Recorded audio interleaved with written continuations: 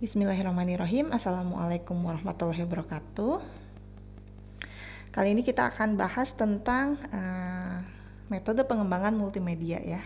Siklus pengembangan sistem multimedia secara keseluruhan gitu ya. Pada akhir pertemuan ini harapannya kalian dapat memiliki pengetahuan tentang tahapan-tahapan proyek multimedia, cara pengerjaan, dan evaluasi terhadap pencapaian proyeknya. Baik, kita mulai saja. Berikut ini adalah siklus pengembangan multimedia ya, dimulai dari mendefinisikan masalah sampai memelihara sistem. Nah, dari sini terdapat pembagian fase-fasenya ya. Fase-fasenya yang fase pertama itu adalah project planning ya. Fase kedua adalah instructional development, dan dilanjutkan dengan fase 3 itu follow up. Nah, dari sini terlihat ya, ini adalah contoh model pengembangan spiral model ya. Jadi di sini poin akhir sebenarnya bisa diberi label delivery system ya. Jadi bukan akhir dari lintasan spiral, merupakan awal spiral baru yang dimulai dengan pemeliharaan dan evolusi. Itu kalau dilihat dari fase-fasenya. Nah, tahapannya sendiri yang pertama itu adalah pemilihan ide ya.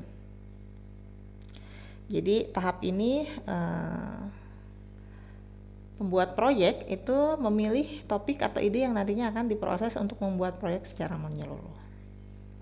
Lalu dilanjutkan dengan langkah analisa.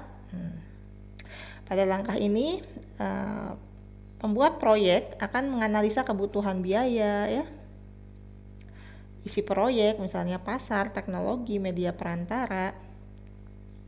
Banyak sekali yang dianalisa. Misalnya untuk analisa kebutuhan, kita harus menganalisa segala kebutuhan yang diperlukan untuk membuat proyek ini gitu ya. Baik itu internal atau eksternal. Juga analisa biaya. Jadi kita menganalisa biaya yang dibutuhkan untuk membuat proyek tersebut. Juga analisa-analisa lainnya. Lalu masuk ke tahap pretesting. Nah, tahap pretesting ini kita mendefinisikan tujuan, kebutuhan pembuatan, garis besar dari isi proyek, penjualan, sampai ke prototipe rancangan awal.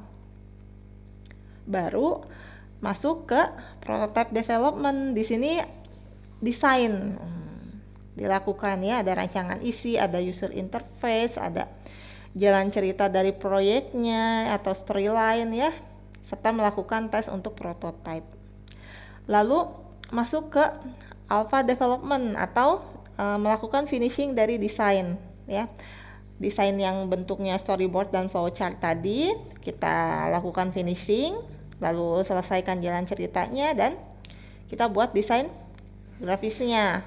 Udah dimasukin aset-asetnya, suara, video, lalu menyelesaikan masalah-masalah teknis serta melakukan tes pada prototype alpha. Setelah alpha development dilakukan, dilanjutkan dengan beta development. Nah, di sini dites ya bagi user-user yang terpilih. Agar apa? Agar kita bisa mendapatkan feedback tentang bug atau error yang didapatkan dari prototype.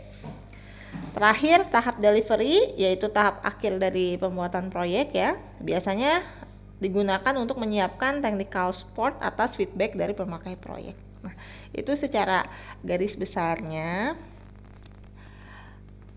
Lalu di sini ada beberapa jenis ya, beberapa model siklus pengembangan multimedia. Saya ambil 4 aja. Itu ada Godfrey ya, ada Villamil Molina, ada Sherwood Road, dan ada Vaughan. Nah, sebenarnya secara garis besar itu mirip-mirip ya. Kita lihat dulu dari yang Godfrey. Di model Godfrey ini terdiri dari 6 langkah ya. Ada problem definition, ada genre and character, ada location and interface, plotting, scripting, yang terakhir production and testing. Di problem definition, ini yang dilakukan adalah mengidentifikasi klien ya, atau sponsor atau target audien, lalu memunculkan kebutuhan atau keinginan mereka. Lanjutkan dengan mengidentifikasi ruang lingkup proyek, serta memahami keterbatasan sumber daya yang ada. Nah, ini dapat dicapai dan disimpulkan ketika seseorang memahami target pengguna ya, paham target pengguna, teknologi, dan wilayah permasalahannya. Dilanjutkan dengan tahapan yang kedua, yaitu genre dan karakter. Di sini kita melakukan studi kelayakan tradisional ya. Ada analisis menggunakan model mental dari sistem. Dibantu dengan sketsa awal dan perhitungan serta mencoba membayangkan model tersebut bekerja ya. Jadi analis menguji kelayakan dari 3 perspektif, ada kelayakan teknis, kelayakan ekonomis, dan kelayakan organisasi. Untuk tahapan yang ketiga, location and interface, ini melibatkan tata letak dan spesifikasi interaksi dari interface-nya. Nah, penciptaan location dan sublocation ini perwujudan dari desain top down ya, seperti juga dalam rancangan program, juga buat alasan ekonomis ya.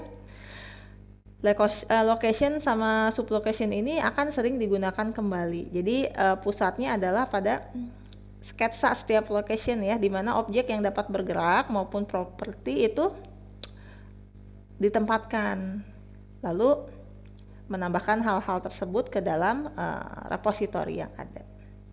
Nah, bagian dari desain location itu ada spesifikasi interaksi ya, dari interface sama perintah-perintahnya seperti memeriksa, menggunakan, mengambil, memberi, dan sebagainya. Lanjut, kita ke tahap keempat, ada plotting ya. Plotting setelah menyusun location tadi, maka di plotting ini kita hubungkan antara action dan event untuk menunjukkan berbagai jalan cerita ya. Dan juga kendala dari interaktivitas. Output dari tahapan ini adalah diagram data flow ya, data flow tradisional lah bisa, dan diagram alir gitu ya.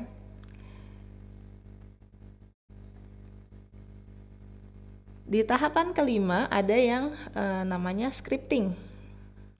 Nah, scripting ini proses yang mendefinisikan semua dialog, aksi, reaksi, location demi location, adegan demi adegan untuk seluruh interaksi ya. Sebenarnya ini merupakan coding program dengan bahasa baru atau aturan yang berbeda. Jadi kenapa nyebutnya scripting Godfrey ini? Karena scripting adalah sebagai proses pencampuran seni dan ilmu sains. Tahapan terakhir production dan testing ya. Kalau tahapan 1 sampai 5 tadi sebelumnya merupakan tahapan analisa dan desain. Tahapan terakhir ini dibutuhkan orang dengan kemampuan dan pengalaman dalam hal prototyping ya, pengujian unit dan integrasi sistem.